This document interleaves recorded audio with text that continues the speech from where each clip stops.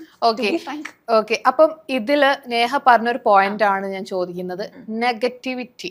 So ഈ big boss എന്ന് പറയുന്ന പ്രോഗ്രാം ഒരു നെഗറ്റീവ് പബ്ലിസിറ്റി ആണെന്നാണോ പറഞ്ഞു വരുന്നത്?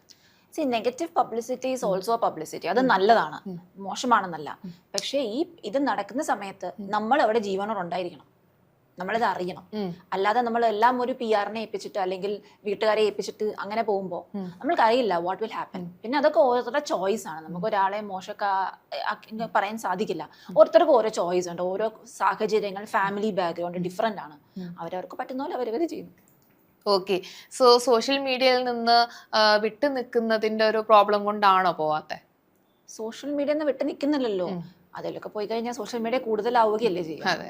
അല്ല, ഇപ്പൊ നമുക്ക് ഡയറക്റ്റ് ഒരു കണക്ഷൻ നഷ്ടപ്പെടും എന്നുള്ളത് കൊണ്ടാണോ പോവാത്തെന്നാണ് ഞാൻ ചോദിച്ചത്.